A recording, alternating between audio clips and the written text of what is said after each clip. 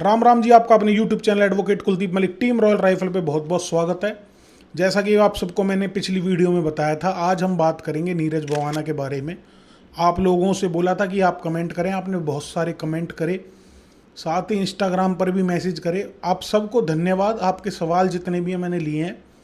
साथ ही कहानी की बात करें तो कहानी की वीडियो मैंने पहले भी बना रखी है, उसी को मैं इसमें आगे लगाऊंगा।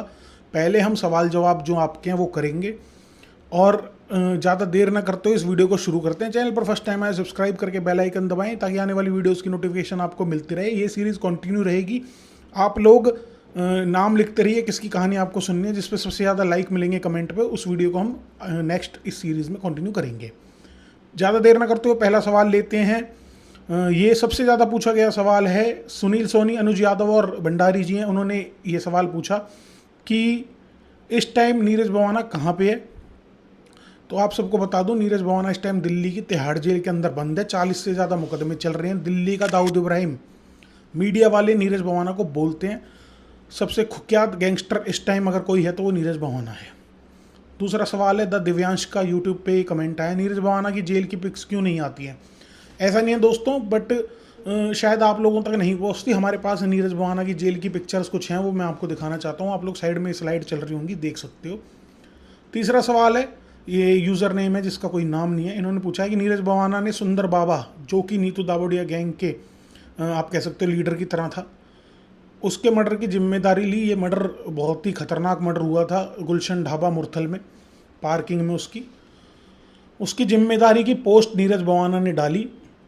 तो ये भाई पूछना चाहते हैं कि इस बात पे भी नीरज भवाना के ऊपर केस होगा। तो हाँ दोस्तों, अगर ये पोस्ट जेन्युइन है और नीरज भवाना द्वारा ही करी गई है तो बिल्कुल उनका नाम इस केस में रखा जाएगा और जो भी है तफ्तीश वगैरह इसमें होगी। अगला सवाल है कि नीरज सिख है क्या। एक रील में उसके पापा को देखा था, शायद वो सरदार थे, फेक भी हो सकती है। जी नहीं, सिख परिवार से नहीं है नीरज भवाना। नीरज भवाना जाट है, हिंदू जाट है, और पूरा नाम है नीरज सहरावत। भवाना उसके गाँव का नाम है। डबास 4231 का भी ये कुछ ऐसा ही सवाल है कि भाई राम राम, सवाल है कि नीरज भवाना जाट है और फाइट या जिससे भी वो लड़ता है, एंटी गैंग वाले जितने मोस्टली जाट ही होते हैं, तो एकता क्यों नहीं बनाते। देखो दोस्तों, ऐसा है, गैंगस्टर्स का कोई ये सीन नहीं होता कि मैं जाट हूँ या मेरा उस दुश्मन जाट है तो हम, इनके लिए ये चीज़ मैटर नहीं करती। इनकी सारी लड़ाई होती है वर्चस्व की, अपने गैंग को बचाए रखने की, अपने आप को बचाए रखने की। अगला सवाल है, लाटियान भाई ने पूछा है, नवीन बाली और शक्ति दादा के बारे में बताओ। शक्ति दादा नीरज भवाना की मौसी का लड़का था, बहुत स्मार्ट, और आप कह सकते हो फोटो डालते फोटो वायरल होती थी। उसका मर्डर हो चुका है। साथ ही नवीन बाली और राहुल काला, दो ऐसे नाम हैं जो राइट और लेफ्ट हैंड है। अगर कहीं भी नीरज भवाना की बात होती है तो इन दोनों का नाम जरूर आता है। ये दोनों भाई हैं, नवीन बाली और राहुल काला, और ये एक तरह से कह सकते हो अब राइट और लेफ्ट हैंड है नीरज भवाना के। और इनकी काफ़ी वीडियोस वायरल भी हुई हैं, और कुछ दिन पहले राहुल काला की शादी भी हुई थी, तो आप सबको पता ही होगा उस न्यूज़ के बारे में। नीरज भवाना से मिलने के लिए क्या करना होगा, ये एक लड़की ने कमेंट किया है, इंस्टाग्राम पर मैसेज किया। तो आप सबको बताऊं एक बात जो मैं आज आपके साथ शेयर करना चाहता हूं। जितने भी लड़कियों के गैंगस्टर से रिलेटेड मैसेज या कमेंट आते हैं वो या तो लॉरेंस बिश्नोई के होते हैं या फिर मोस्टली नीरज भवाना के होते हैं। अब मुझे नहीं समझ आता इन बहनों को क्यों मिलना है, उससे क्या ऐसा है कि वो एक गैंगस्टर के प्रति इतनी फ़ैन हो चुकी हैं। और रही बात मिलने की, तो इनसे मिलना बहुत मुश्किल होता है। ऐसे कोई किसी गैंगस्टर से जाके तिहाड़ जेल में नहीं मिल सकता, बहुत बड़ा प्रोसीजर होता है इसके लिए। लेकिन आप लोग देख सकते हो, जैसे हमने देखा कोर्ट में आते जाते गैंगस्टर्स को, वो ही एक तरीका है, आप किसी को देख सकते हो। एक विक्की राणा भाई हैं, इनका कमेंट है कि नेचर वाइज क्या बंदा है नीरज। तो दोस्तों, मैंने कभी फेस टू फेस तो बात करी नहीं है किसी भी गैंगस्टर से, लेकिन वकीलों के थ्रू जो मुझे पता लगता है वो यही है कि नीरज भवाना वकील तो देखो ऐसा है, किसी भी गैंगस्टर की ना वकील से कभी नहीं बिगड़ती, उसको वकील में ही एक होप दिखती है। तो हमारा प्रोफेशन ही वकीलों का ऐसा है। मैंने भी बात करी है, हमारे सामने जो भी बात करता है ना वो अच्छा ही लगता है। तो नीरज भवाना की जितनी भी सुनी है मैंने आज तक, चाहे वो वकीलों ने बताई या कोई और आदमी बताया, तो नेचर वाइज नीरज भवाना एक अच्छा आदमी है। और सारे मोस्टली गैंगस्टर, आप किसी भी गैंगस्टर से अगर बात करोगे, तो आपको यही नहीं लगेगा कि इतनी पोलाइटली बोलने वाला इंसान ये गैंगस्टर भी हो सकता है। मैं खाली नीरज की बात नहीं कर रहा, जितने भी बड़े बड़े गैंगस्टर हैं सब बहुत ही पोलाइटली सबसे बात करते हैं। इनकी आम आदमी से कोई लड़ाई नहीं होती, इनकी गैंगों की लड़ाई होती है। अगला सवाल है लव मनी सिंह का, इंस्टाग्राम पे लास्ट न्यूज़ में बता रहे थे नीरज भवाना को 7 साल की सज़ा हो गई है और सज़ा और बढ़ गई है। भाई एक केस हो तब तो माने भी 40 केस चल रहे हैं नीरज भवाना के ऊपर। किस केस में कब सज़ा होती है मैटर नहीं करता, लेकिन बहुत बड़ी न्यूज़ पिछले साल आई थी कि मकोका के अंदर नीरज भवाना को बरी कर दिया गया। ये बहुत राहत की खबर थी। हालांकि 40 केस वाले आदमी के लिए बहुत मुश्किल हो जाता है बाहर आना। देखते हैं आगे क्या होता है, आपको अपडेट ज़रूर करेंगे। लव भाई हैं, इनका कमेंट है जेल में कैसे रहते हैं नीरज भवाना हर, और क्या इनको सबको वीआईपी ट्रीटमेंट मिलती है। ये सवाल मैं बताता हूँ क्यों है।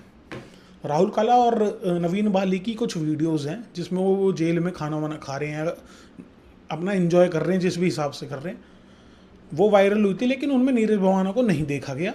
अब एक बात है, आपको हमको सबको पता है जेल के अंदर से ये फ़ोन भी करते हैं, जेल के अंदर इनको सब चीज़ प्रोवाइड भी रहती है।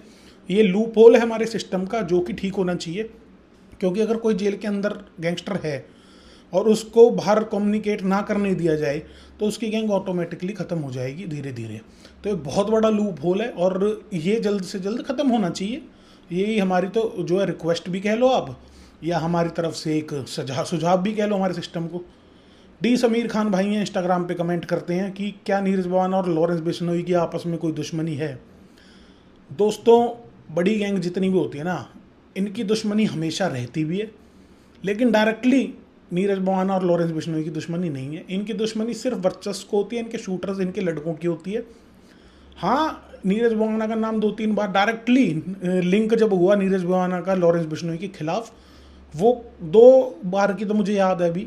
एक जब सिद्धू मूसेवाला हत्याकांड को अंजाम दिया था लॉरेंस बिश्नोई गैंग ने, तो एक पोस्ट चली थी नीरज भवाना के द्वारा कि हम बदला लेंगे सिद्धू मूसेवाला हत्याकांड का। वो पोस्ट क्या वाकई में नीरज भवाना ने करी थी या नहीं करी थी वो बात अलग है, लेकिन जब खबरें आई थी कि इनकी आपस में है।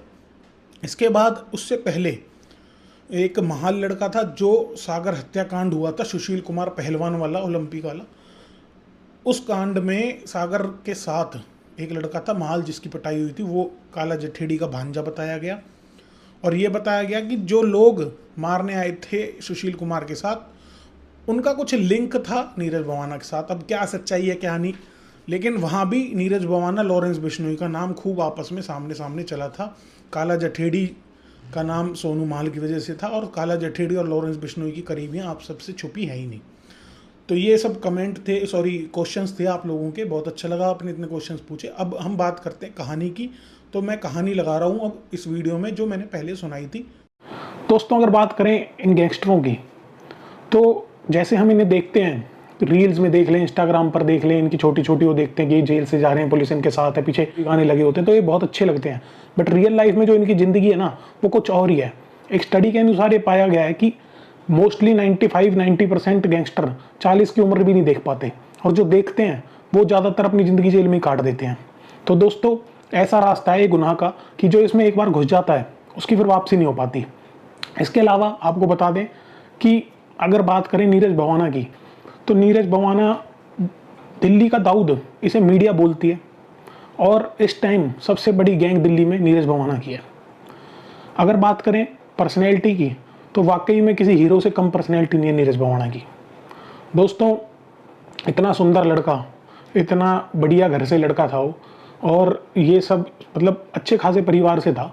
इसके बावजूद भी वो इस जुर्म की दुनिया में कैसे कैसे आया। इसके अलावा गैंग वॉर कैसे हुई, नीतू दावड़िया के साथ क्या सिस्टम था उसका, कैसे उसकी गैंग वॉर नीतू दावड़िया से चली, जेल में जब वो अरेस्ट हुआ उसके बाद उसने क्या क्या कांड करे हैं। इसके साथ साथ आपको बताएंगे कि उसका अब फ्यूचर कैसा रहने वाला है। तो थोड़ी वीडियो थोड़ी बड़ी हो जाएगी, बट ये बता देते हैं कि इस वीडियो को देखने के बाद नीरज भवाना से रिलेटेड फिर कोई वीडियो आपको देखने की जरूरत नहीं पड़ेगी। तो इसी के साथ ज़्यादा देर ना करते हुए वीडियो को शुरू करते हैं। चैनल पर पहली बार आए हो सब्सक्राइब करके बेल आइकन जरूर दबाएं, और वीडियो अच्छी लगे तो लाइक करें। साथ ही अगर आपका कोई नीरज भवाना से रिलेटेड क्वेश्चन हो तो नीचे कमेंट जरूर करें, कोशिश करेंगे उसका आंसर देने की। नीरज का जन्म 1988 में एक गांव पड़ता है दिल्ली में, बवाना, वहां पर हुआ। बवाना इसका सरनेम नहीं है, इसका पूरा नाम है नीरज शेहरावत। दोस्तों, इनके पिताजी एक सरकारी नौकरी किया करते थे, डीटीसी बस होती है दिल्ली में, उनमें कंडक्टरी का काम किया करते थे। बड़ा ही अच्छा परिवार था, मिडिल क्लास परिवार था, खाते कमाते थे बढ़िया, और गांव में भी पूरी इज्जत थी। दोस्तों, सरकारी स्कूल से नीरज ने अपने गांव के पढ़ाई सिखाई शुरू करी, बट पढ़ाई लिखाई में उसका बिल्कुल भी मन नहीं था। शुरू से ही संगति बहुत खराब थी, यारी दोस्ती बहुत ज़्यादा बड़ी थी। शुरू में संगति खराब होने के कारण ही कुछ नशे वगैरह की आदत भी से लग गई। बताते हैं कि नशे की आदत में ही, पैसे के चक्कर में इसने अपनी 18 साल की उम्र में भिवानी हरियाणा में एक डकैती डाली, जिसमें पकड़ा गया।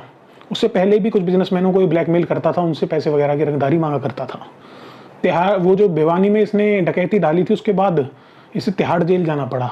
आपको बता दें दोस्तों, कुछ लोग जेल जाके सुधर जाते हैं, बट नीरज के साथ ऐसा नहीं था। नीरज जेल जाके और बिगड़ गया।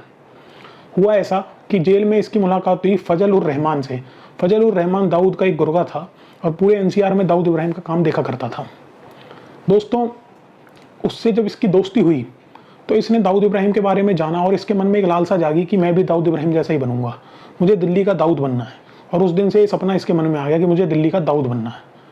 तिहाड़ जेल से बाहर आने के बाद इसने बताए हुए रास्ते पर, जो फजल उर रहमान ने इसे रास्ते बताए थे, उस पर चलना शुरू कर दिया। और उस टाइम की बहुत बड़ी गैंग हुआ करती थी, नीतू दावड़िया की गैंग। उसको इसने ज्वाइन कर लिया और उसके साथ नीतू दावड़िया के साथ इसने हाथ मिला लिया। इसके बाद 2004 से पहला मर्डर किया। 2004 से लेके 2011 तक इसने बहुत बड़े बड़े कांड किए। और ये बता देते कि एक मतलब इसमें कितनी भी बुराइयां हों, बट एक अच्छाई थी नीरज भवाना के अंदर कि ये दोस्तों के लिए हमेशा खड़ा रहता था। इसी कड़ी में इसका एक दोस्त था अमित भूरा। उसको बचाने के लिए इसने कोर्ट में फायरिंग कर दी और वहाँ से अमित भूरा को ही छुड़ा ले गया।